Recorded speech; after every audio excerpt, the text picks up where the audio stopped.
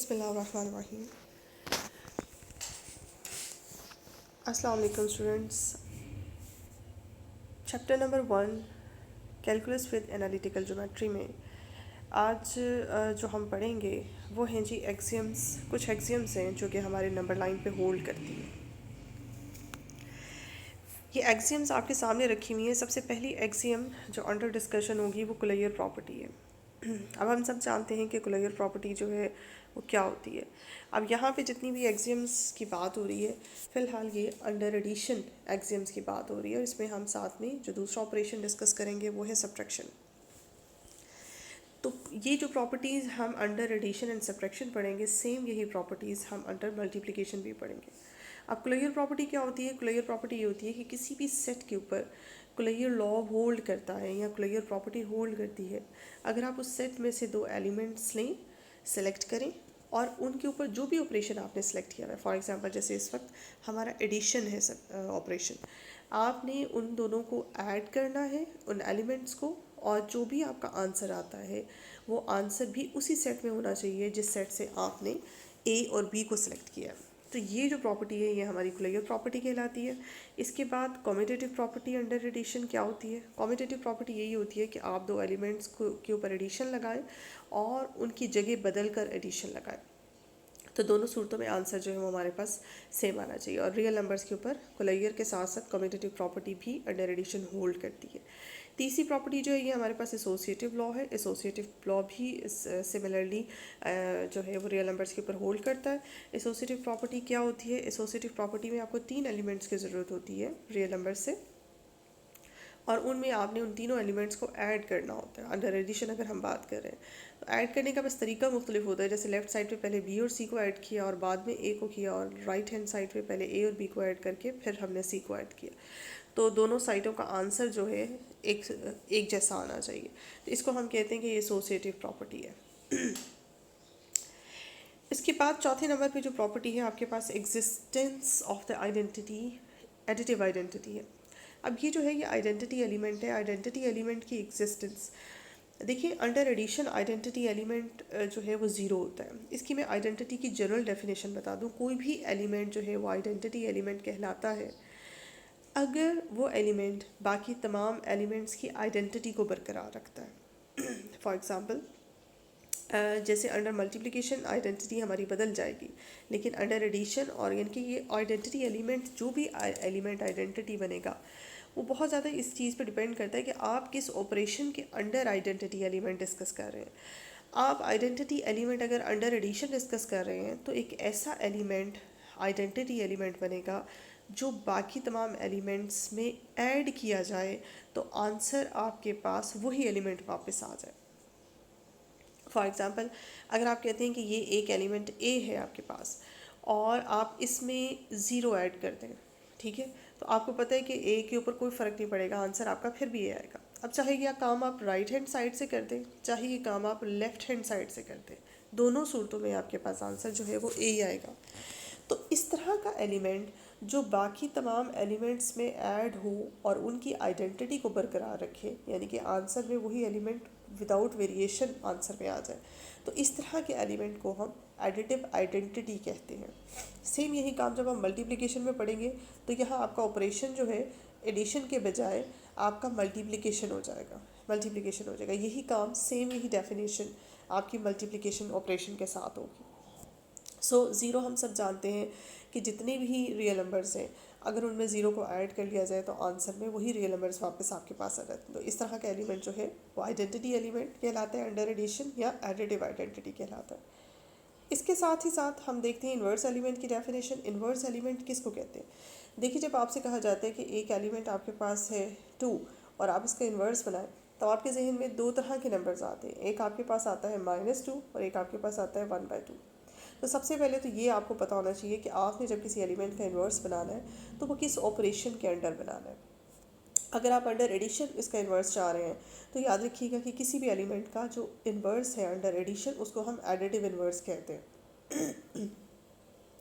तो additive inverse बनाने का तरीका सिंपल मैं आपको बता रही हूँ कि आपने जो भी एलिमेंट लिया उसके साथ उसका सिंबल चेंज कर दिया। अगर वो आपका ए है तो आप उसको माइनस ए कर दें, तो माइनस ए जो है वो प्लस ए का एडिटिव इन्वर्स है। और अगर आपने माइनस ए एलिमेंट सेलेक्ट किया तो आप उसका सिंबल चेंज कर दें, जो कि प्लस ए होता है, तो प्लस ए जो है वो माइनस ए का एडिटिव इन्वर्स है। यानी कि आपने देखा कि एडिटिव इन्वर्सेस बनाने के लिए आपको सिर्फ एलिमेंट का सिंबल चेंज करना पड़ता है। इसके अलावा इसकी स्टैंडर्ड डेफिनेशन आपको यहाँ बताती चलूँ।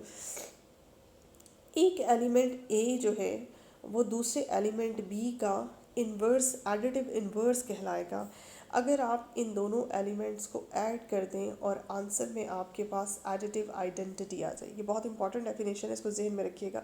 समटाइम्स अगर आप कंफ्यूज भी हो जाए कि ये जज करने में कि कौन सा एलिमेंट किस एलिमेंट का एडिटिव इन्वर्स है, तो ये जो मैंने आपको डेफिनेशन बताई है ये बहुत इंपॉर्टेंट डेफिनेशन है। ये आपको हेल्प करेगी जज करने में कि कौन सा एलिमेंट किस एलिमेंट का एडिटिव इन्वर्स है। यानी कि अगर आप ये कहते हैं कि ए जो है बी का एडिटिव इन्वर्स है, या दूसरे लफ्ज़ों में बी जो है वो ए का एडिटिव इन्वर्स है, क्योंकि अगर आप ये कहते हैं कि 2 माइनस 2 का एडिटिव इन्वर्स है तो माइनस 2 2 का एडिटिव इन्वर्स है। ये दोनों एक दूसरे के एडिटिव इन्वर्सेस हैं। अगर आप ये कहते हैं कि ए जो है वो बी का एडिटिव इन्वर्स है, तो फिर जो असूल है वो ये होना चाहिए कि उस एलिमेंट ए को उसके एडिटिव इन्वर्स में आप ऐड कर दें तो आंसर में आपके पास एडिटिव आइडेंटिटी आनी चाहिए। इसमें मेरे आप इस लफ्ज़ों पे गौर करें और आप इस असूल को गौर से देखें, तो आप किसी भी एलिमेंट का एडिटिव इन्वर्स बनाने में आपको कभी भी दुश्वारी पेश नहीं होगी। नेक्स्ट है जी हमारे पास कुछ यही सेम डेफिनेशंस एक्सियम्स हैं हमारे पास, और ये मल्टीप्लिकेशन के साथ है। अब आप यहाँ बहुत आसानी से देख सकते हैं। सबसे पहले तो हमने क्लोजर प्रॉपर्टी पढ़ी थी, सेम वही क्लोजर प्रॉपर्टी है, लेकिन अब मल्टीप्लिकेशन के साथ, कि पहले दो एलिमेंट्स को लिया और उनको मल्टीप्लाई किया और आंसर में जो भी एलिमेंट आता है वो आपके पास रियल नंबर्स में आता है। कॉम्यूटेटिव प्रॉपर्टी, आपने दो एलिमेंट्स को मल्टीप्लाई किया, जगह बदल के मल्टीप्लाई किया, आंसर सेम। एसोसिएटिव प्रॉपर्टी अब मल्टीप्लिकेशन के साथ आ गई है। ये पहली तीन प्रॉपर्टीज़ जो है वो बहुत आसान है समझना, लेकिन चौथी जो प्रॉपर्टी आपके पास है वो मल्टीप्लिकेटिव आइडेंटिटी की है। अंडर एडिशन हमारे पास आइडेंटिटी एलिमेंट का कैरेक्टर जो सेटिस्फाई करता है वो हमारे पास ज़ीरो था, लेकिन अंडर मल्टीप्लिकेशन जो एलिमेंट आइडेंटिटी एलिमेंट का कैरेक्टर सेटिस्फाई करता है वो ज़ीरो नहीं है, वो हमारे पास 1 है। अब डेफिनेशन, स्टैंडर्ड डेफिनेशन आइडेंटिटी की क्या है? आइडेंटिटी एलिमेंट एक ऐसे एलिमेंट को कहा जाता है जिसको किसी भी एलिमेंट के साथ अगर मल्टीप्लाई किया जाए, मल्टीप्लिकेटिव आइडेंटिटी को अगर किसी भी एलिमेंट के साथ मल्टीप्लाई किया जाए तो आंसर में वही एलिमेंट आपके पास वापस आ जाए, उसकी आइडेंटिटी बरकरार रहे, यानी कि उसके ऊपर कोई चेंज ना आए। तो इस तरह की एलिमेंट जो है वो फिर आइडेंटिटी एलिमेंट कहलाता है। और हम सब जानते हैं कि 1 के अलावा और कोई एलिमेंट ऐसा नहीं है जिसको बाकी तमाम रियल नंबर से मल्टीप्लाई किया जाए और आंसर में वही रियल नंबर वापस आ जाए। तो इस हवाले से अगर देखा जाए तो 1 जो है आपके पास रियल नंबर्स की आइडेंटिटी है। ठीक है, तो ये आपके पास मल्टीप्लिकेटिव आइडेंटिटी होगी, और इसके साथ ही जहाँ आइडेंटिटी एलिमेंट का जिक्र होता है साथ में आपके पास इन्वर्स का जिक्र भी होता है, जिसको, लेकिन हम यहाँ पे जो इन्वर्स जिक्र करेंगे वो हम मल्टीप्लिकेटिव, क्योंकि हमारा ऑपरेशन जो है अंडर डिस्कशन वो मल्टीप्लिकेशन है, दैट्स वाई हम यहाँ पे जो इन्वर्स बनाएंगे वो हम मल्टीप्लिकेटिव इन्वर्स बनाएंगे। अब मल्टीप्लिकेटिव इन्वर्स कैसे बनाया जाता है? आपके पास एक एलिमेंट है ए, आप उसका रेसिप्रोकल ले लें, ये उसका मल्टीप्लिकेटिव इन्वर्स बन गया। ठीक है, ये तो स्टैंडर्ड तरीका होगा, लेकिन डेफिनेशन भी बता दूं, जो स्टैंडर्ड डेफिनेशन है किसी भी एलिमेंट के इन्वर्स को चेक करने की वो ये कि जब आप किसी भी एलिमेंट को मल्टीप्लाई करते हैं उसके मल्टीप्लिकेटिव इन्वर्स के साथ, तो आंसर में मल्टीप्लिकेटिव आइडेंटिटी आनी चाहिए। अब हम बहुत अच्छी तरह से जानते हैं कि ए को 1/a से मल्टीप्लाई करेंगे तो 1 आएगा, और किसी सूरत में 1 नहीं आ सकता। तो ये एक स्टैंडर्ड क्राइटेरिया, जैसे अंडर एडिशन मैंने आपको बताया था, बिल्कुल अंडर मल्टीप्लिकेशन भी वही बात है। किसी एलिमेंट को उसके मल्टीप्लिकेटिव इन्वर्स से अगर मल्टीप्लाई किया जाए तो आंसर में मल्टीप्लिकेटिव आइडेंटिटी आती है। अब ये काम चाहे आप राइट से करें चाहे आप लेफ़्ट से करें, रियल, क्योंकि कैलकुलस में हमारा ये लेफ़्ट से और राइट से आपको शायद इतनी इम्पॉर्टेंट ना लग रहा हो कि मैं ये क्यों कह रही हूँ कि लेफ़्ट से मल्टीप्लाई किया जाए या राइट से मल्टीप्लाई किया जाए। बिल्कुल इसी तरह मैंने एडिटिव आइडेंटिटी में आपको बताया था कि अगर किसी एलिमेंट को उसके इन्वर्स में लेफ़्ट से ऐड किया जाए या राइट से ऐड किया जाए तो आपके पास आंसर जो है वो एडिटिव आइडेंटिटी आनी चाहिए। ये आपने बहुत इंपॉर्टेंट पॉइंट है, ये आपने याद रखना है। फिलहाल यहाँ पे तो आपको रियल नंबर्स में तो लेफ़्ट से ऐड करना है या राइट से ऐड करने में कोई फ़र्क महसूस नहीं हो रहा होगा, क्योंकि देखिए 2 को जब आप 1/2 से मल्टीप्लाई करते हैं, चाहे राइट साइड से कर दें मल्टीप्लाई, चाहे लेफ्ट साइड से मल्टीप्लाई कर दें, आपको कोई फ़र्क नहीं पड़ता, आंसर में मल्टीप्लिकेटिव आइडेंटिटी आ जाती है। रियल नंबर्स के ऊपर ये बात बहुत ईजिली होल्ड हो जाती है, इससे कोई फ़र्क नहीं पड़ता। लेकिन इस चीज़ का जो कॉन्सेप्ट है हमें ग्रुप थ्योरी में बहुत इंपॉर्टेंट है। ग्रुप थ्योरी जो लोग पढ़ रहे हैं, जिन लोगों ने पढ़ी हुई है, उन लोगों को पता होगा कि ग्रुप थ्योरी में लेफ़्ट से मल्टीप्लिकेशन और राइट से मल्टीप्लिकेशन जो है वो बहुत इंपॉर्टेंट, मतलब इसका कॉन्सेप्ट ही चेंज हो जाता है। एलिमेंट्स को लेफ़्ट से मल्टीप्लाई करने का मतलब कुछ और है और राइट से मल्टीप्लाई करने का मतलब कुछ और है। रियल नंबर्स में तो ये काम हम बहुत आराम से कर लेते हैं। सो आपने ये बात बहुत इंपॉर्टेंट है, ये आपने याद रखनी है। नेक्स्ट है जी हमारे पास डिस्ट्रीब्यूटिव लॉ। ये एक प्रॉपर्टी है जिसमें, और ये जो डिस्ट्रीब्यूटिव लॉ है ये 2 तरह के डिस्ट्रीब्यूटिव लॉज होते हैं। इनमें ऑपरेशंस जो यूज़ हो रहे हैं इस वक्त आपको एडिशन और मल्टीप्लिकेशन नज़र आ रहे हैं। ये देखिए आपके पास ये है जी पहले वाला जो है आपके पास लेफ़्ट डिस्ट्रीब्यूटिव लॉ है, और नीचे वाला जो है आपके पास ये राइट डिस्ट्रीब्यूटिव लॉ है। लेफ़्ट और right distributive law of for multiplication over addition. ये देखिए आप बाहर वाला एलिमेंट जो है वो मल्टीप्लाई हो रहा है और ब्रैकेट के अंदर एलिमेंट्स जो हैं वो ऐड हो रहे हैं। तो this is the left distributive law of multiplication over addition. अच्छा जी, तो ये भी आपने याद रखना है कि ये 2 डिस्ट्रीब्यूटिव लॉज जो हैं ये भी रियल लाइंस के ऊपर होल्ड करते हैं, इनके रियल नंबर पे होल्ड करते हैं।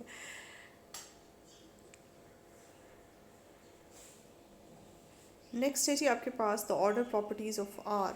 ऑर्डर प्रॉपर्टीज़ ऑफ आर क्या है जी आपके पास? इसमें आप ये देख सकते हैं कि अगर आप कोई से 2 रियल नंबर्स उठाते हैं तो उन दोनों के दरमियान किस तरह का रिलेशन होता है। देखिए या तो वो रियल नंबर आपस में इक्वल होंगे या उनमें से एक जो है वो दूसरे से बड़ा होगा। ये जो लॉ है, ये जो कॉन्सेप्ट है, this is called the law of trichotomy. तो ये ट्राइकॉटमी लॉ है, इनके कोई से 2 नंबर्स रियल नंबर जब आप उठाते हैं तो या तो उनमें से एक दूसरे से बड़ा होगा या वो दोनों बराबर होंगे। उसके बाद नेक्स्ट जो है एक और रिलेशन है, ये इनइक्वालिटी का रिलेशन है, यानी कि greater than, if A is greater than B and B is greater than C then A is greater than C. ये तो हम सब जानते हैं। जैसे कि मैं आपसे कहूँ कि 2 जो है वो 2 जो है ग्रेटर है 1 से एंड 1 जो है वो ग्रेटर है 0 से, तो डेफिनेटली 2 जो है वो 0 से ग्रेटर है। ये जो लॉ है ये आपके पास ट्रांजिटिव रिलेशन है। बेसिकली ये रिलेशन ट्रांजिटिव रिलेशन है, लेकिन ये आपके ऊपर अप्लाई किसके ऊपर हो रहा है? ग्रेटर देन के ऊपर। तो आपने ये देखा कि transitive relation in the sense ये जो रिलेशन है ये ट्रांजिटिव रिलेशन होता है ग्रेटर देन का, और ये रियल नंबर्स के ऊपर एप्लीकेबल होता है। इसके बाद कुछ और हमारे पास इनइक्वालिटी के रूल्स हैं। ये आप हम जानते हैं, इनसे वाकिफ़ हैं, लेकिन इनको रूल्स की फॉर्म में भी पढ़ लेते हैं। ये देखिए थ्योरम्स की फॉर्म में ये आपके पास हैं, और ये क्या है कि अगर आप कोई से 4 रियल नंबर्स उठाते हैं तो उनके ऊपर ये देखिए आपके पास कुछ रिजल्ट्स हैं जो हम इसने होल्ड कराए हुए हैं। ये पहला रिजल्ट क्या है कि अगर आप ये कहते हैं कि A is greater than B, no doubt कि ये आपके पास इक्वालिटी नहीं है, ये इनइक्वालिटी का रिलेशन है। ठीक है, तो इसमें अगर आप, जैसे हम इक्वालिटी में दोनों तरफ इक्वालिटी, इफ़ यू से कि A is equals to B, तो आप बड़े आराम से इक्वालिटी में दोनों तरफ सेम ऑपरेशन कर सकते हैं, सेम काम कर सकते हैं। एक काम या एक ऑपरेशन जो आप लेफ़्ट साइड पे कर रहे हैं वही सेम ऑपरेशन आपको राइट साइड पे भी करना होता है बैलेंस करने के लिए। जैसे आपने सी ऐड किया लेफ़्ट पे, तो आप सिमिलरली सी ऐड कर सकते हैं राइट साइड पे भी। सिमिलरली यहाँ पे भी यही काम है।